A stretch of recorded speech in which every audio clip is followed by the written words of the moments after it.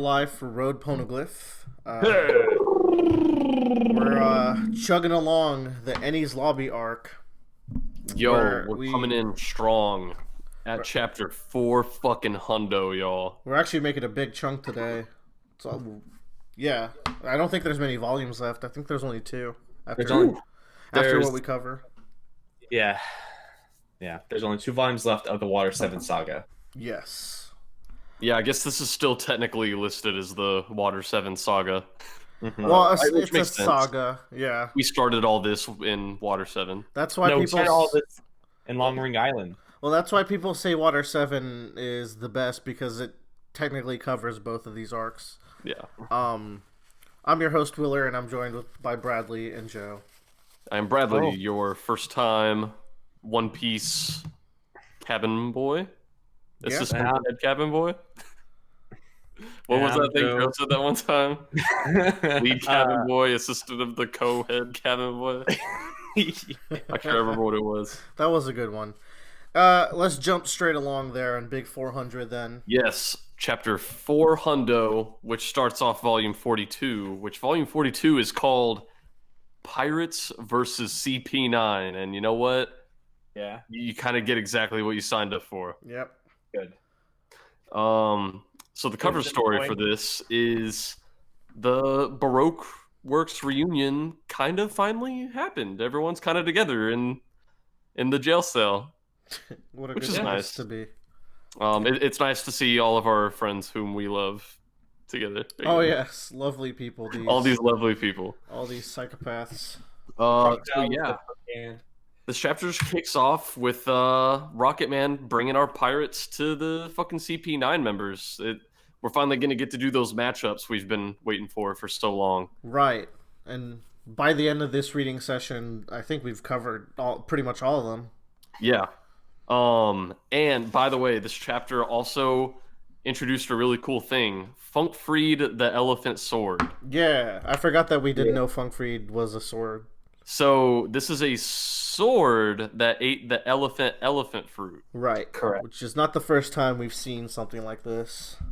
Yeah, wasn't what was the other one? Mr. Four's gun ate the dog fruit. Right. Which I don't know, that's really interesting. Yeah. So I just felt like I had to comment because it's fucking cool. We still, up to this point in the story, we have no idea how this works. And whenever we see this particular sword in action, I just think it's really cool. Yeah, Funk freed is very cool. So yeah, most of the rest of this chapter is just kind of setting up for our fight. What's his name? What's the big Fukurou. Yeah, Chapuro. He shows up. No, Fukurou. Fukurou. It means owl. Oh, okay, if you weren't able to pick up, there's an animal theme for every CP9 member. Oh, okay. I think I did Chapuro because he says Chapapa, so I think I got that. That's why I call him in my heart. I always called him Chapapa because he says it all the time. Yeah, right. Yeah. He's like a Pokemon. He says his name. It's his One Piece laugh. Every One Piece character's got one. Everybody gets one. And so he just kind of shows up to lay down the rules, like, each of us has a key, beat us. And I really like this because it is kind of like this is another one of those things where One Piece takes a very standard shonen deal, like, oh, you're gonna have to beat each of the fucking henchmen if you want to go on and save the day. But this also just makes sense as a really good strategy for CP9 because it's like, yeah, I mean, you could try to rush to her, but you're not going to be able to set her free. It's like, if you want to set her free, you have to fight us and waste your time. And while you're fighting us, she's just getting closer to the gate. I guess, but also, like, why have keys at all? Why not just lie? I think this is really dumb, personally. I think cold-blooded the assassins. idea was they had the keys. They want the Straw Hats to go into these fights because it's like, oh, well, they could, like, if there were no keys at all, they would just plow straight to Robin and grab her and worry about getting the handcuffs off later. But because there are keys, it's like, okay, you have to fight us because, like, how else are you going to get the handcuffs? Yeah, but then you don't have to put the real key within the bunch of keys. You could just lie to the fucking pirates because you're assassins. I mean, you could. No, could do that. You can't convince me this is. Look, Willard, these are good dudes. All right, they would never lie like that. Okay. But also it's like, because if you think about like, there's also strength in numbers, and it splits up the Straw Hats even more. Dude, I get it. Like splitting the keys is great. Putting the real key in there is indefensible. Okay, but it would have been better if Spatum had it. Like that was the one. Yeah, I could get Spatum having it because it's like in case I need to unlock her for something, I have the key. However, how Oda writes these keys to make a chaotic mess is really good. Yeah, that's the part that really works. And it's really cool because then all of our Straw Hats split up, and then we kind of get to see who gets matched to what. Like Usopp finds Sleepy Boy. Most of these are fake news. Yeah, a lot of these are fake news. It was really cool that Zoro ran into Kaku. It's really cool seeing Zoro run into the room and Kaku sitting there calmly in the chair, because at this point you don't know what his fucking devil fruit power is, and you're like, oh my god, like what are we getting into? It's true. It's way more menacing than and you're like, man, Kaku he's like the coolest. He probably has like the most badass fucking power in the whole story. And he does. And he kind of does. It's kind of fucking awesome. He's naming his moves mid-fight. It's so good. Yeah. So that's cool. And then, of course, Nami finds Suicide Boy. Yeah. I don't know. So, yeah, that was Chapter 4 Hundo. I guess we could just go straight to Chapter 401, which is also called Pirates versus CP9. That's what the volume was called. This is, like, really starting the fights off. Yeah. So, this is really cool. Whenever we start the Kaku versus Zoro fight, Zoro was like, oh, you got like a 2-sword style, huh? And then Kaku does his double like Tempest kick, and he's like, I'm sorry, it's actually 4 swords. I really like that because it's like their whole bodies are weapons. Yeah, it's fucking cool. Yeah. I even think we get quite a few pages of them just fucking trading blows, and a lot of the chapters in this volume and the next, I think they move a lot more quickly. Or like you get through them more quickly than most One Piece chapters, just because like the action is so quickly paced. It's like the best choreography thus far. Like there's so many cool trading blow scenes. Like a lot of these impacts, you can just like fucking feel the wind flowing around the room. I really like the Pound Phoenix White Thunder clash. Looks real good, and the when he's about to slice Kaku and he matrix under it. Yes, a lot of cool shit in this first opening. Joe, I think you were trying to say something. Yeah, I was gonna say, like, did you pick up on like how each of the CP9 like they specialize in like a certain power? Yeah. So Kaku is like he would be like the Tempest kick. Yeah. Kaku seems to be best with Tempest kick, and Blue Note was the Iron Body. And there'll be some overlap because there's 9 of them and 6 powers, but you know. Usopp comes up to Jabra, right? Yeah. And I just really like this because, like, so Usopp, like, okay, I know this has been coming of age for Usopp. Like, he is strong, but I mean, also, in combat, he's still kind of one of the weaker ones. So I was like, oh, this is cool. He got his key, like, on a silver fucking platter. And then he's like, oh, I just got to sneak up and grab the fucking key. This fucking rooster. God.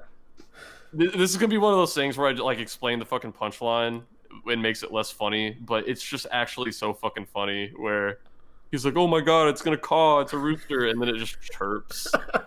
And then he's like, what the fuck? It is...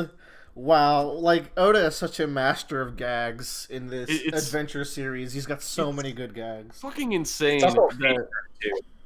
Like in the same fucking volume in which he writes these heartbreaking stories, he also has little 1 or 2 panel gags like this that make you laugh. I think that's important, and it's why I like One Piece, because I don't like stories that are just dark after dark after dark after dark. Like you get the full range of emotions. Yeah, you lose context and feeling for the horrible things that happens when it's just one after the other after the other. I need to know why I care about these characters. Yeah. And Usopp's our fucking lovable oaf. Yeah. Is this the first time? I think this is the first time we actually see Jabra in wolf form. It is. Which is cool. I think we knew he was some kind of carnivore. I think we saw him like half transformed along with Lucci. Yeah, we saw his shadow versus Lucci shadow. Yeah, I think all we really saw was like there was the beginning of a snout and maybe some sharp teeth. But this is where we first see him in he ate the mut fruit. Model wolf. Yeah, wolf model. So I'm assuming like he could also turn into other types of canines, maybe. No. The naming nomenclature for Zoan devil fruits is like animal kingdom, like. Okay. Well, I forgot the name, like kingdom or genealogy, and then the specifics. So, Kaku is the cow fruit model giraffe. Okay. And Chopper is the human fruit model human. Right. So there could also be like a, I don't know, mut fruit model dog. I don't know. Yes, exactly. Okay, that makes sense. So the thing about this wolf model, he looks more like a jackal to me. Like, he doesn't look like a wolf, but that's just stars now, boy. I think it's his dark hair makes you think of a jackal, but like it's just because his hair is black. I think also the snout as well, and like I think it's the snout and the fact that like his jaw doesn't go with the snout; it's underneath of it. Yeah. Well, that's because he's half there, regardless of what animal he was. He's not in full looks fucking cool, whatever he is. Yeah.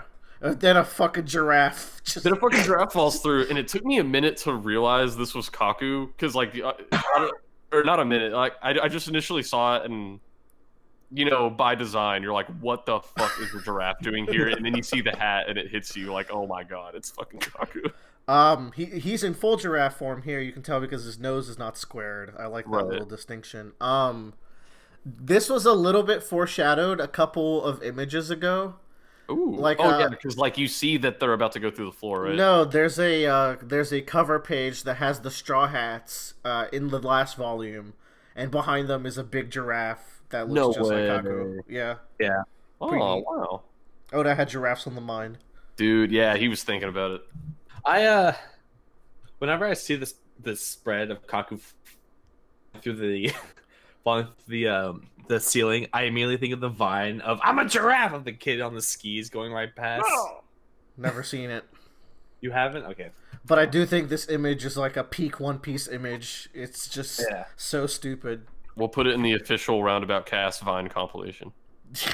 Oh yeah. Which is coming. The one that exists. To a theater near you. I don't know. Chapter 402. Handcuffs number 2. So now we're kind of left to confront the reality that Kaku has a giraffe fruit.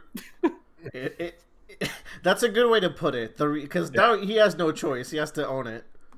Yeah, and here they call it the ox fruit giraffe model, which maybe other translations call it like cow fruit. Yeah. And there's kind of a fun thing that recurs throughout this this volume with Kaku where everyone kind of makes fun of him for having the giraffe fruit, and he's like, no, like I like giraffes. I told you that I like this. And there's another part later on where I just really feel like he's trying to reassure himself that he's actually okay with this. Absolutely. Yeah. He's like, no, I like giraffes. I love them. I do like giraffes. This is like, fine. Saying it more to himself than anybody else. He's the "this is fine" dog with the flames around him, and you gotta love it because in the world of where you get RNG powers, unless you're like really sure of what you're eating, it's basically RNG powers.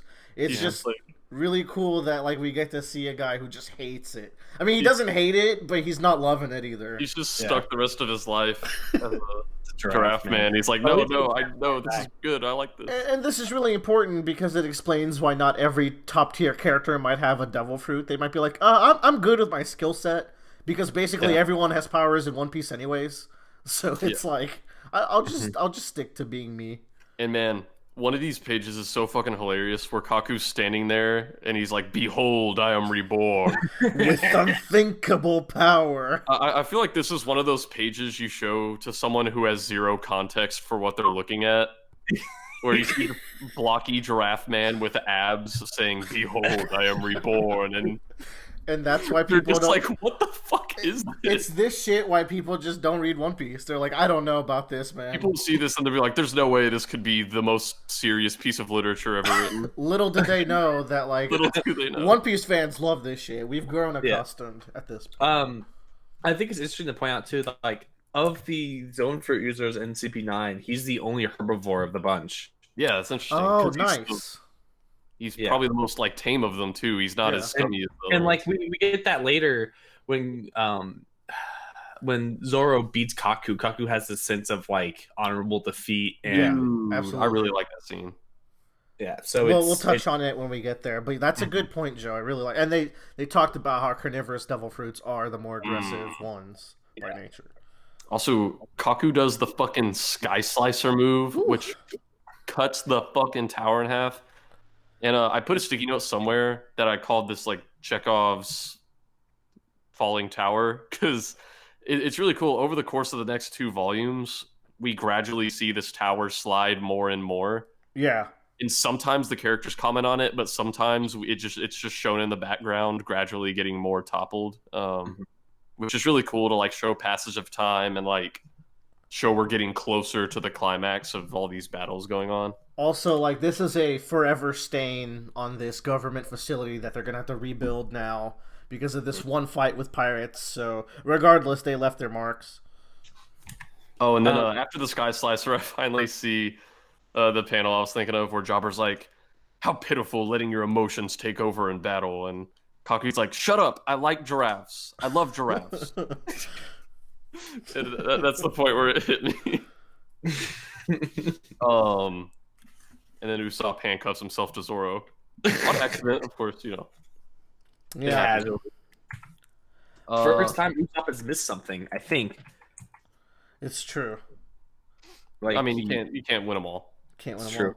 Can't win them all. He'll get some wins later. I love Chopper's side mission here. He's really important, actually, to these 2 volumes. Yeah, he's fucking crucial. These are kind of like the Chopper volumes. Dude, Chopper fucking goes ham. Yeah.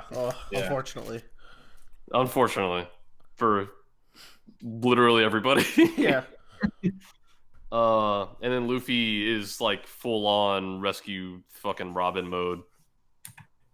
Also, how great is it that Sanji goes against Khalifa? I think, or he initially goes against Khalifa. Yeah. So, I think in my initial, when you guys had me guessing lineups, I think I guessed Nami versus Khalifa because I'm like, oh, they're the girls. Oda's gonna have them fight each other. Yeah. But this is kind of better because she's not even really fighting him at first. She's just kind of sitting there, and he's like, "Oh, what did you do to me?" Well, you did finish the next volume, right? So you know that like what this fight actually becomes is exactly what you predicted. That was good. I'm of 2 minds about this. It's really hard for me to reconcile Sanji's unyielding. What's the word? It starts with a C. Chivalry. His unwielding chivalry. Because it's like Robin is in danger and everyone's fighting their hearts out, and Sanji's just horny. This is the aspect of his character I, to this day, have trouble really accepting. Yeah, I wish Oda would, because like Sanji presents it as a this was something that was drilled into him when he was little. Yeah, which helps, I think actually. maybe if Sanji we got like the small Sanji flashback arc back at Baradier, but I feel like if we got to see this aspect of his personality in a flashback, then it would feel a little more real. Well, maybe hold that thought, but it's just like the direness of the situation, you know. Yeah, it's like maybe kick a bitch in the face. It may be like, I mean, she's threatening everyone. Yeah, it's whatever, but it's not whatever. Yeah, it is who Sanji is at the end of the day. Yeah, it's a little hammy, but at the same time, like it's just one weakness out of everything in One Piece. I suppose it's the one thing that will get him every time. Pussy is kryptonite. Yeah. JoJo's Bizarre Adventure Part 9. Pussy is kryptonite.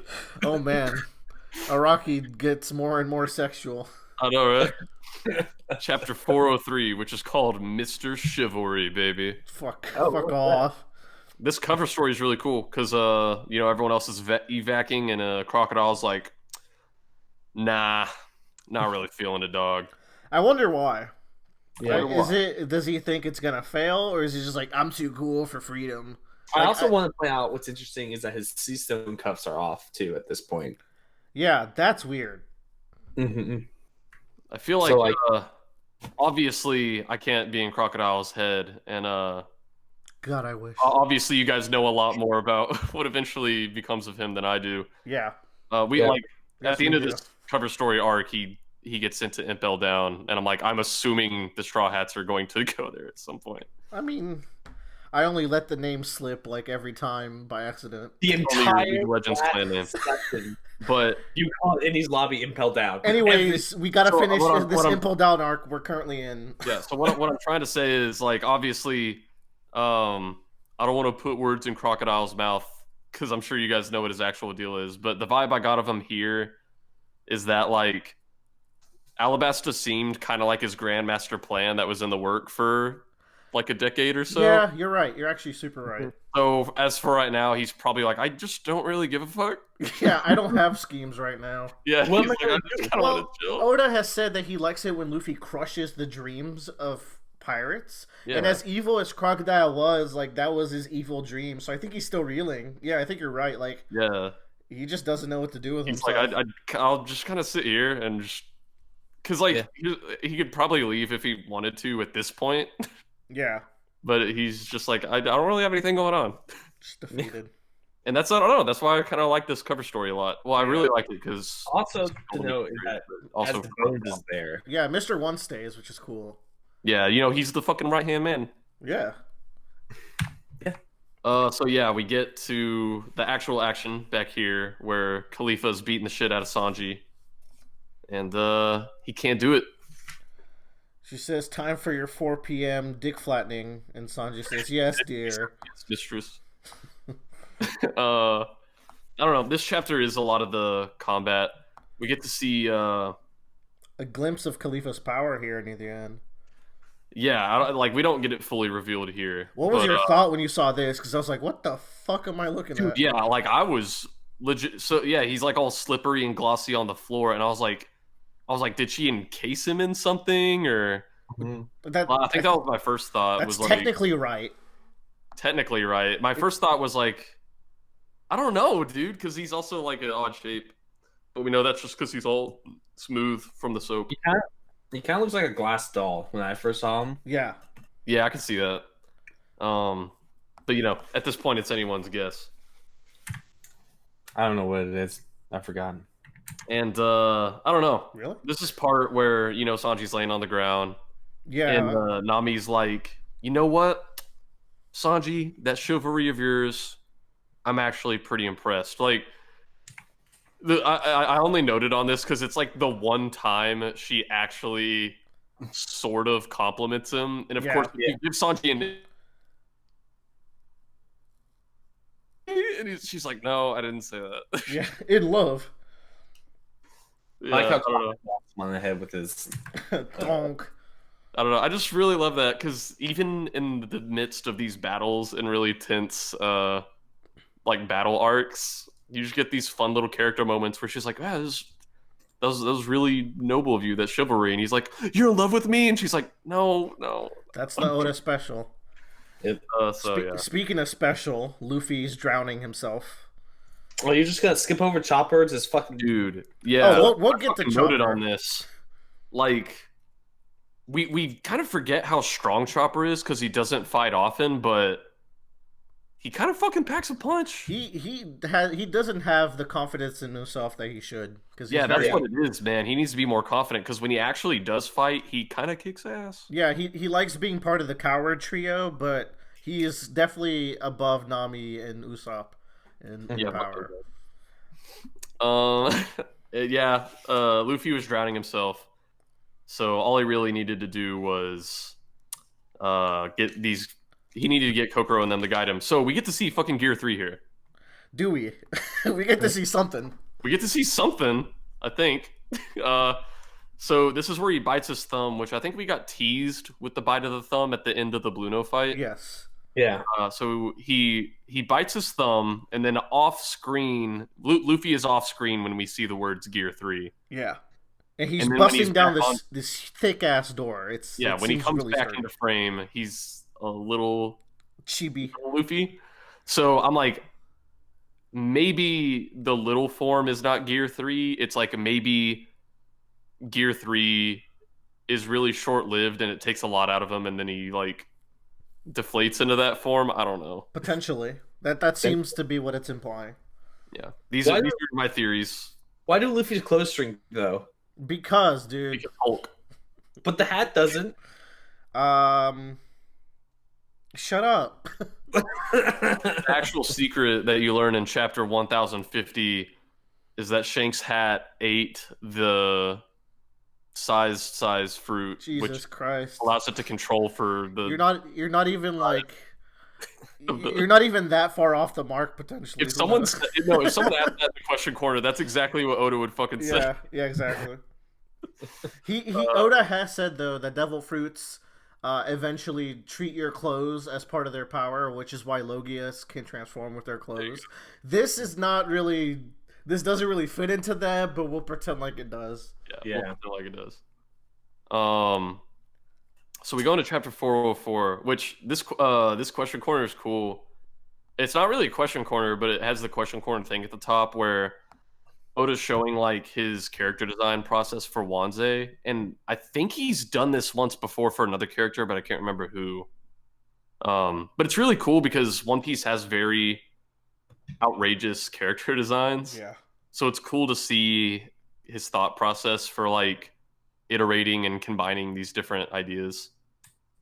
Wanze used to be a cute girl, and then he turned into whatever the fuck we're looking at. The design got worse every step of the way. Yeah, which kind of works for Wanze. Yeah. I think he works a lot better as he is now than the cute girl. Yeah. Well, besides, if it was Sanji wouldn't be able to fight him if it was a cute girl. Yeah, I think that's what he realizes, that it goes kind of against what he wants for Sanji to be and his one weakness. It's like Oda fucking knows how to write a story. Yeah. Almost like that. He's all right. Interesting. So this cover story, Miss Golden Week does Color Trap, Rainbow Colored Dreams, the ideal transformation. Her ultimate technique. She used her R on the whole world. Yeah. Imagine Miss Golden Week was in Pirate Warriors, Willer. Boy. God, she's like 100 characters down the list of importance. I would have that shit downloaded right now, boy. No, unallowed. Get spoiled on everything. Right, I could play like maybe one mission.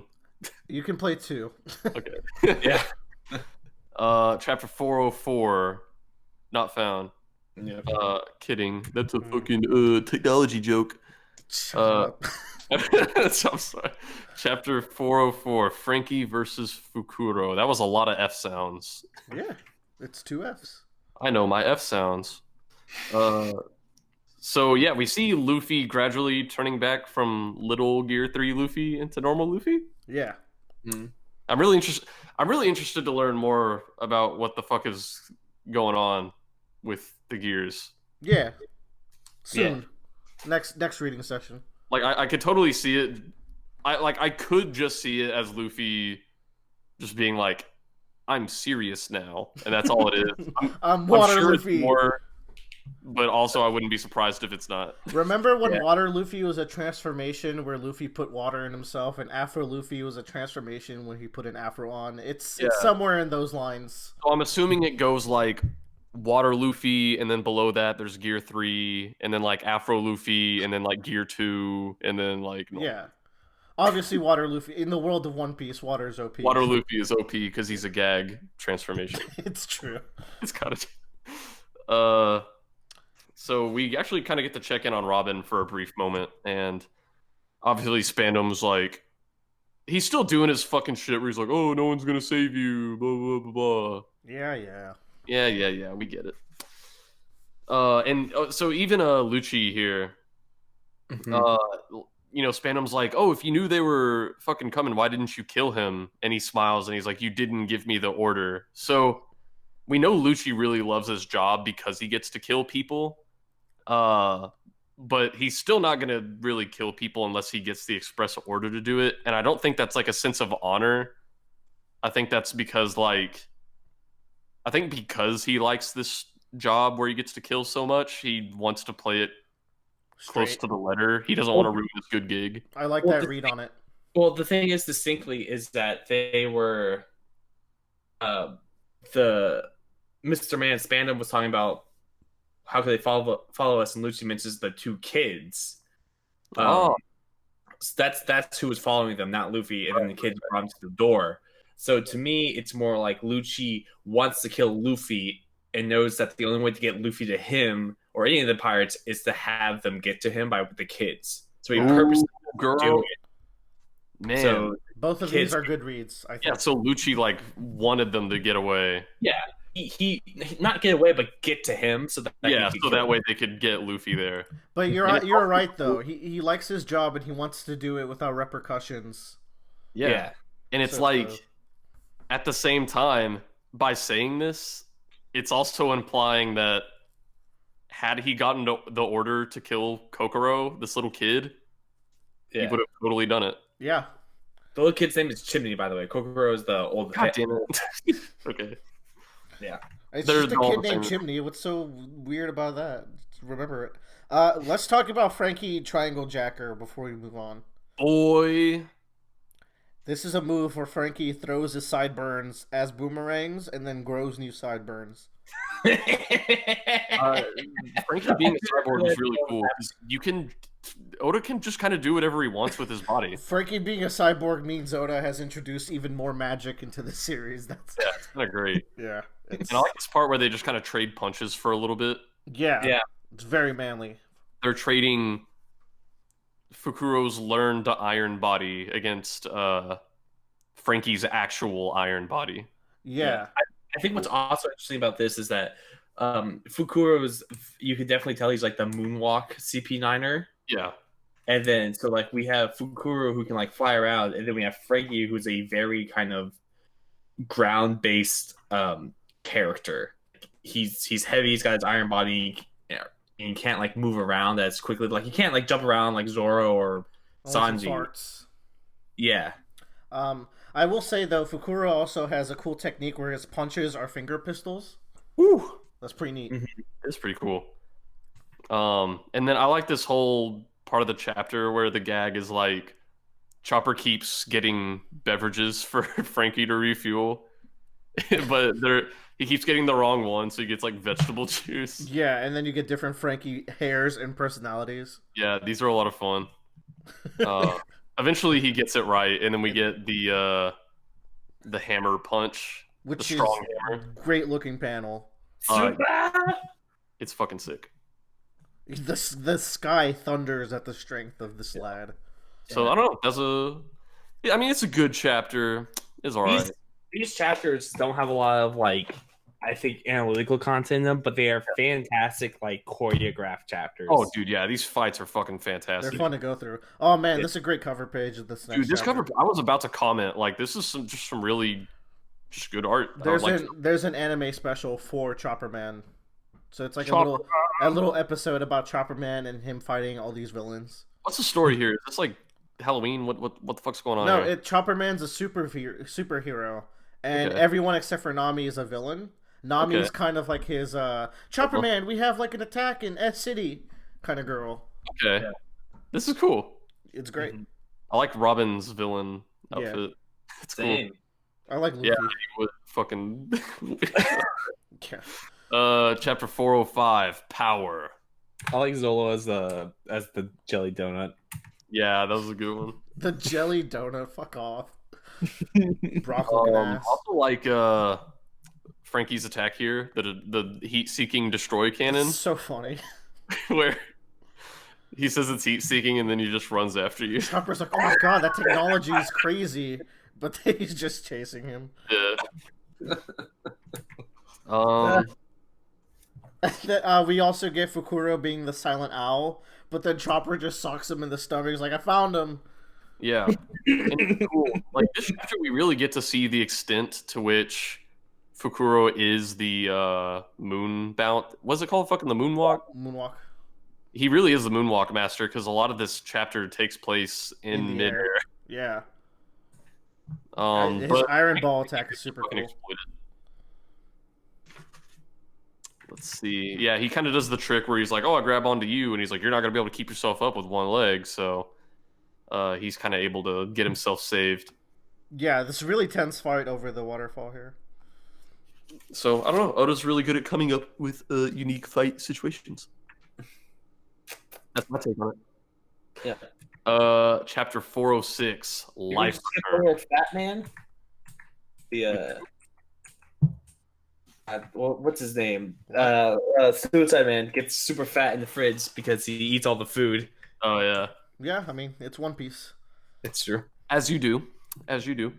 So this cover page, we see everyone is kind of getting dressed up from Miss Golden Week's color splash. That's the rainbow color or something other. It's the color bash. It's the color bash. We have a princess, an artist, of course, and Paula from the pub, our good friend who we love. Good friend Paula. All right, chapter 406, Life Return. Well, she turns into Captain. That'd be funny. Franky does like the cool fucking move where he cancels the momentum of the spin with his cannon fire. Mm-hmm. This finisher is so hyped to me. Dude, so cool. That fucking panel where he shoots him down into the ground and like leaves him in a crater. Holy. This looks really good in the anime as well. And his the voice actor is so good for Franky. And then like right after we see him in the crater on the ground, we kind of go back to that tower and we see the tower kind of like doing its he's going like on the ground, but we also see like these little exclamation marks where it's like the tower's still kind of inching along in there. Yeah, it's made a lot of progress, actually. Yeah. So we go back inside and we see, fucking Usopp, Zoro still run for their fucking life. But Zoro has the really cool idea to use Usopp as a sword. Really cool idea. Which I really like. He's like, do not fucking move. Just hold your body rigid. This is the best way to use you at this time. Yeah. So fun fact, in the One Piece wiki, which you should never go to, Bradley. Okay. Has a list of all of Zoro's swords, and Sniper King is listed as one of his former swords. Yo! I love this panel of, I have another idea. I don't want to hear it. I know, right? It's good when Zoro gets in on the gags. So we go back to Chopper, and most of this is like Chopper is taking a beating, but it's only because he's trying to decide whether or not he wants to pop some rumble balls. Yeah. Which I wonder if he's going to do that. Well, I think the important takeaway from this fight is one, Akumadori is the lion, so there's the last animal, and we'll get to the sheep in a second. Yeah. But also, he introduces a technique called Life Return, which is something you can only do after you've mastered all 6 of the... So actually, as far as mastering the 6 powers, Kumadori is maybe the strongest we've seen so far. Yo, confirmed. Because he can use Life Return. It's a pretty fucking cool ability. Yeah, it lets him do hair finger pistols, which he's also very adept at, and yeah. So this question corner that is before the next chapter, it was really funny because this guy like went on this big analysis for Rob Lucci's name, where he's like, oh, like Lucci means light, and it's like, oh, it's like his name is to steal the light, and blah blah blah blah. And Oda's like, oh, I mean, I didn't really think about it that hard. I mean, that's cool though. That's cool. And I don't know. That's just one of those things where it's like sometimes you can get more out of a story than the author intended, but that just makes it cool. Yeah. And then of course that's followed up by people asking about Nami's cup size. As usual. Is that? I thought he already gave them. So let's see. The actual question is, I am Miss Sniper King. Yeah. And I support good health for young boys. This is for all the healthy boys throughout the country. Remember in Volume 41's Question Corner, there was a question about Nami's cup size? According to my scope, Nami's underbust is 65. From that, I've calculated her bust size is 95, which makes her an I cup. Doom. Boom. And so Oda's like, yeah, okay, Nami and Robin are both I cups. Can we please? They're I cups. Are you happy? So I don't know. I'm glad Miss Sniper King is looking out for all the healthy young boys of Japan. Thank you, Mrs. Sniper King. The roundabout cast. Salute to you, Miss Sniper King. Salute. So Chopper did eat that second Rumble Ball, and we should talk about what that means because we've never actually seen it. Yeah, and this is like something he knew he could do, and we'll find out that he's done this in the past. Yeah, he's a doctor, so he experiments with 2 Rumble Balls within a short period of time. He can still transform, but he can't really choose what transformation he goes into. Yeah, he basically does the forgive me, master, but I must go all out just this once. Well, yeah, that would be with the 3 Rumble Balls. Yeah.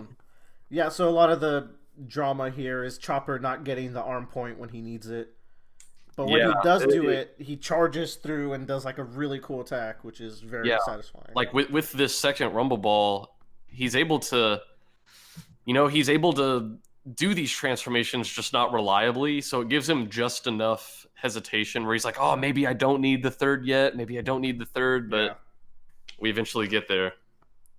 But it's not enough. It's not enough.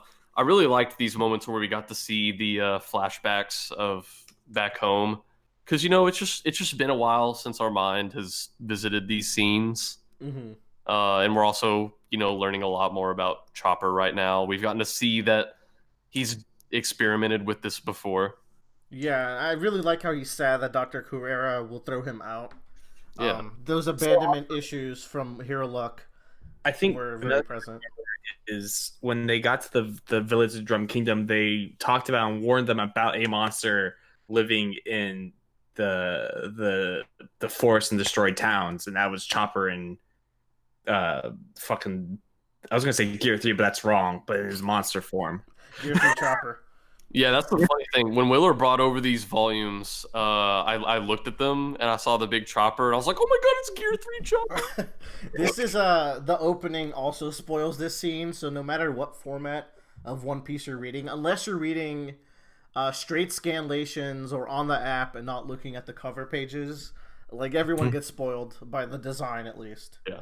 Oh, I didn't get spoiled. I was like, whoa. It's really cool when you see him like pop the ball in his mouth and then he's like starts transforming, but he hasn't fully transformed yet. You're just like, oh fuck. Yeah, and I really like how as he does it, he goes small to dodge the stab. Chopper always does that in his fights, where he uses his size changing for some really cool stuff. And man, Oda is just the master of the fucking page turn. Absolutely. You turn the page and then you have this giant fucking Chopper, which this is a really creepy looking form. It's like unsettling. I think Oda did really good here, because it would be really easy to go the route of just making it like roided up Hulk deer beast, but this is like, you'll look at it and you're like, this is obviously very powerful, but it's also just more unsettling than it is Hulk. It's immediately unnatural with its long arms, but its wide frame. Yeah. It kind of reminds me of what like a Wendigo looks like. Yeah. What you know what that is, right, Bradley? Yeah, it's like the Native American. Yeah. So like here's an image of it. So like when I saw that was my immediate like thoughts, like, oh, that's like a Wendigo or something with like its huge antlers, and it's kind of like furry chest, but like very man-like appearance. The dead eyes, though, that really sells it. Meanwhile, Nami is getting bodied by a girl taking a fucking bath. Like, she doesn't even have to try. The fact that she's taking a bath with a devil fruit is the biggest flex. That is the biggest fuck you ever. It's the biggest flex we've seen in One Piece thus far, maybe. Kind of is. And then, like, I think we don't initially, even at the beginning of this conversation, know that she has the bubble fruit or whatever. Yeah.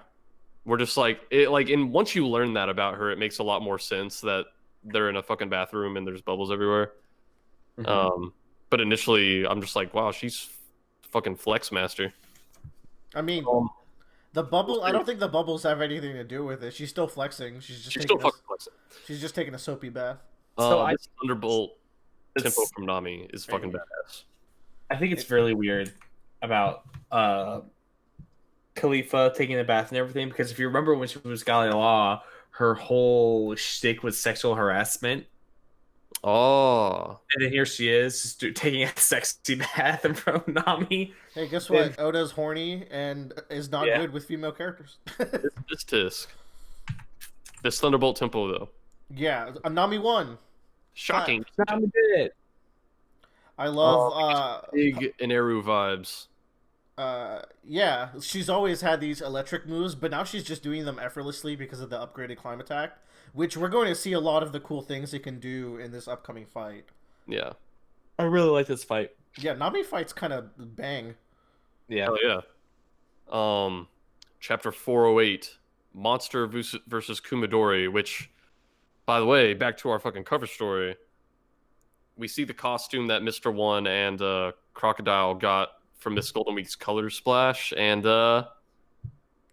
Crocodile got dressed up as Gold Roger. It's so cute. Pirate King. Even he's getting a reaction to it. Yeah, like Mr. I'm too cool to escape from prison is like, oh. And I'm sure you could also think about like the thematic implications of like, oh, he got bested by the guy who's going to be the new king of the pirates and blah blah blah. Yeah. Like, oh, this is what you wish you were, but whatever. We're gonna go back to the main story. No one wants to hear us actually analyze the story, right? Back to our fight. We finally learn that Khalifa ate the bubble fruit, which I think they said when you eat the name of a fruit, you learn its name, right? Did they say that? I think someone mentioned that. Like, you don't know the name of a fruit until you eat it, and then like you just kind of know. Yeah, probably.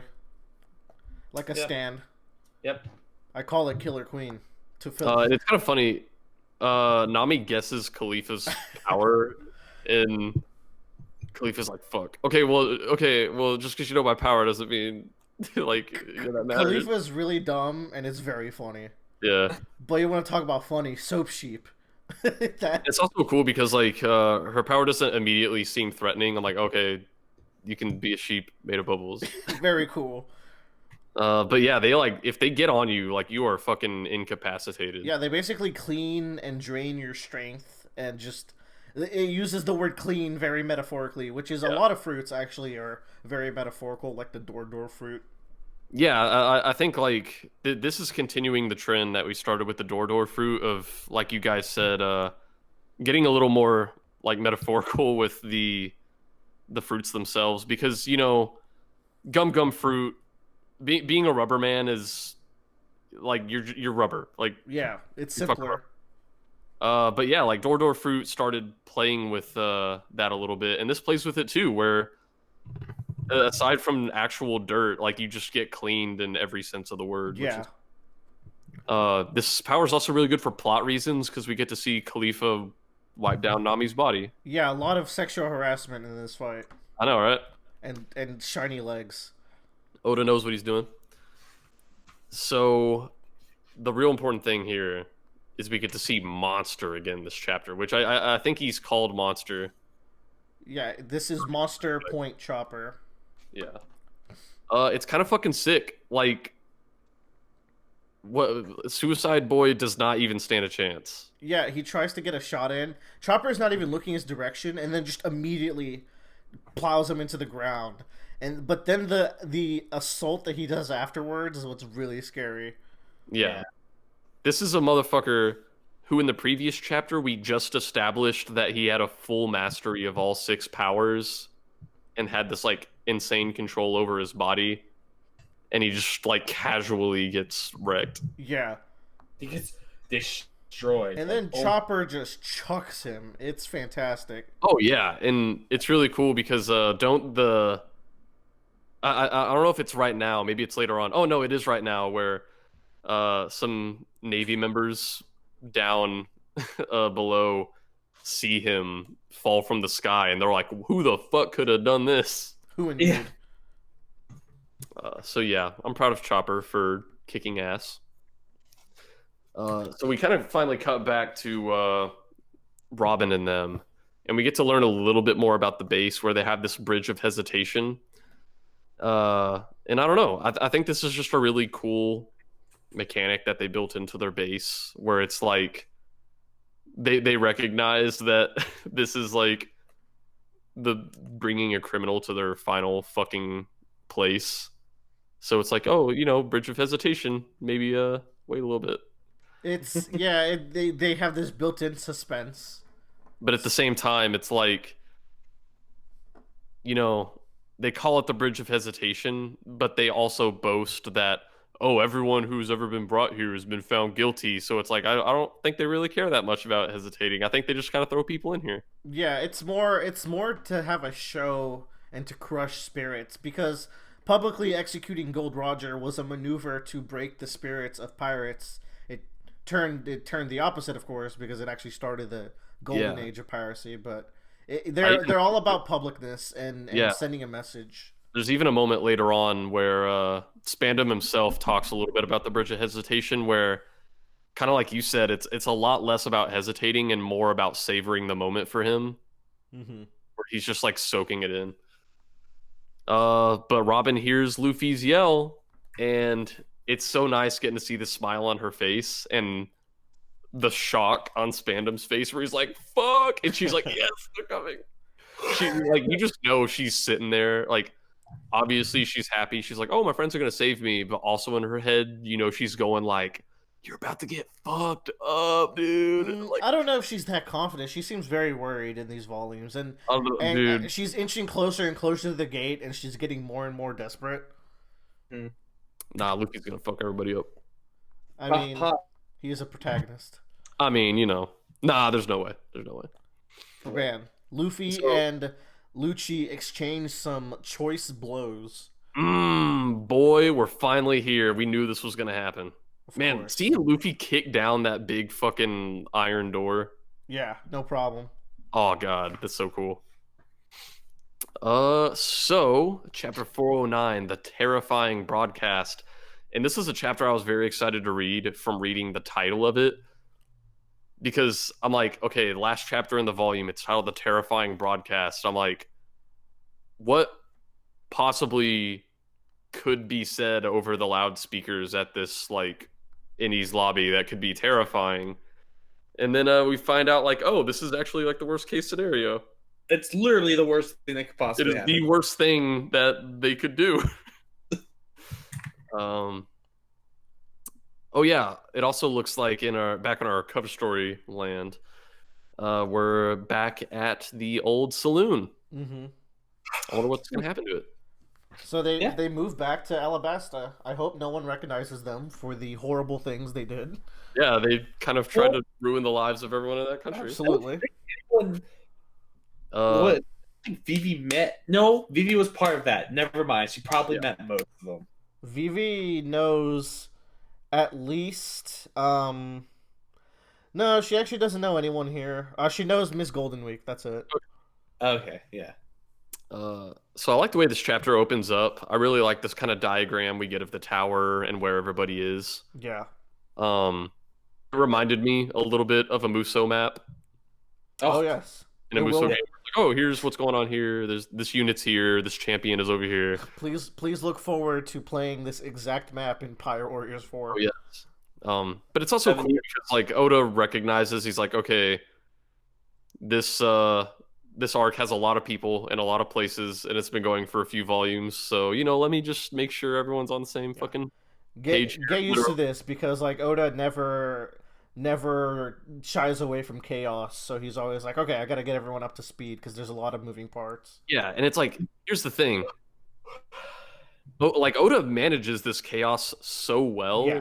He didn't even really need to do this. Yeah, it's true. So, like, his diagram looks exactly how I imagined it. So it was in this volume and, like, said chapters, I realized that Oda, like, when he crafts his pages, he crafts the page to have a beginning, middle, and end to it, so that way you just read the page singly and feel like you got something out of that page and not really have to move on to the next page to understand what happened in the last page, unless it's a double spread. Like, that's like the exception. that and like a turn page joke. But ultimately, like when you're reading these action sequences and events, he wants to convey some sort of message or meaning to what's happening in a single page and not go past it, because you're gonna because it's all there. You can recount everything that's happening. Yeah. Yeah, every page has its own introduction, and then there's like the meat of it, and then there's a conclusion, but also a little bit keeping you waiting for something more. A little bit of foreshadowing or cliffhanging in each page. Yeah. That would be interesting to analyze, because a really strong part of One Piece is that, like, as you're reading it, it's a good feeling. It fills you with like a good forward progression every page. And like, that might be part of it.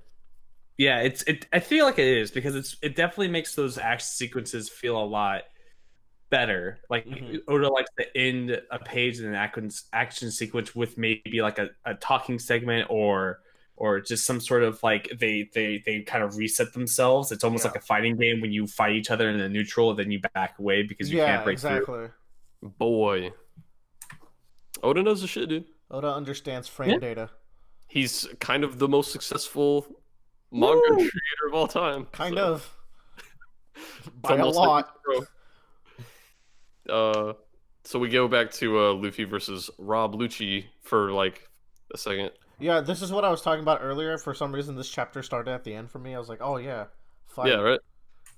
And man, it's just really sad to see how Spandam keeps abusing Robin. Oh, it's rough. We haven't been touching on it, but there's a lot of it.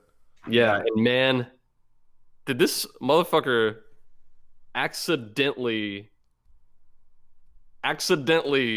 authorize a Buster Call? He's so... I can't believe Aokiji let this happen. Like Aokiji, Aokiji's a good fucking responsible stand-up guy. He should have known better than to let Spandam. Yeah, honestly. And he was like, I'm gonna give it to you because Nico Robin is important, so you have this authority. But like, Spandam is such a fucking klutz. Yeah, Aokiji knows better, man.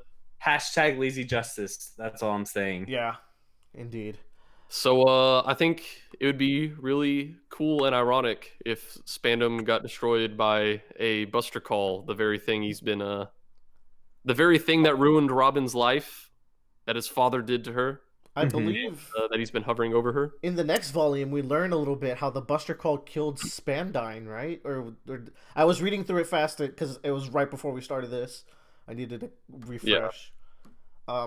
Regardless, I think that's this volume, right? Yeah, this next one, I think. Okay, cool. So yeah, the terrifying broadcast is I triggered the Buster Call. Fuck. Yeah. I mean, so like, yeah, look at this page when Spandam is like going up the stairs. We have the beginning section when he's trying to talk on the phone. This middle section is like, why isn't anyone responding to me? And the bottom section paying off to like the reason why no one's talking to him is because he's using the wrong thing. There's like a structure to it. And, yeah, really good page. It's like a contained story. Yeah. Yeah, it gives you all the information you need in one page, and every panel is used and not wasted. Definitely. I also like this part that happens. I think it's this chapter where he realizes everyone can hear what he's saying. Yeah. And then he's like, "Oh, I'm Straw Hat Luffy," and everyone's like, "No, you're not." Oh man! So one thing that's just weird about the Buster Call is like he can't call it off. Like it's that what would be the reason for them to not have an ending mechanism to a Buster Call? You have to wonder. I imagine the seriousness is like they're assuming like, oh, if your enemy found out you started a Buster Call, they could prioritize you as a target and then call it off if they got your snail. So it's like, I guess if a Buster Call got initiated in the first place, it's assumed like, okay, this is worst case scenario. We're fucking doing it. No takes you back. Now, what about the scenario where the enemy gets the snail and calls a Buster? Maybe the idea then is like, well, we killed a dangerous enemy in the process. I think like the Navy's confident enough that like if the Navy got a hold of it and they called it on their own location, I think the Navy is like, there's no way they would get away. We would kill them. Yeah. It's pretty dire though, because they know that they're firing at their own is like kind. a treasured piece of the world government. This is It's absolute justice, which is Yeah. a theme that comes up in One Piece a lot, actually. It's hinted out a little bit here, but like it's a major one of the 3 points, I would say, of the Navy and the because mindsets yeah. of different Navy people. Mm-hmm. But we get this cool spread of Navy headquarters. Yeah, it looks pretty epic, huh? Yeah. Which I think we did before once. We kind of had like a half chapter there where we got to see the Warlords of the Sea again. Yeah. No, was it there? I thought the first time we saw it was that might have been the East Blue office when they made Luffy's bounty poster. Yeah, it's hard to. I don't remember if it was the main headquarters or a headquarters. Anyways, there's some pretty decent chapters that take place in Navy headquarters. Yeah. Yeah. And I don't know. Like, this chapter in volume ends off with some traded blows between Luffy and Lucci, and man, these are some powerful fucking blows. I like this part where their fists collide, and you can see that moment in time where like the ripples are going through their skin. Yeah, it's very cool. Back to the punch, like holy fuck! And then they both get launched back in the same force, so pretty even blows here. Yeah. Man, that's one of the pages I took a picture of. Like, I'll take a picture of a lot of One Piece pages just so I can look at them, and like that is just a really fucking impressive one to me.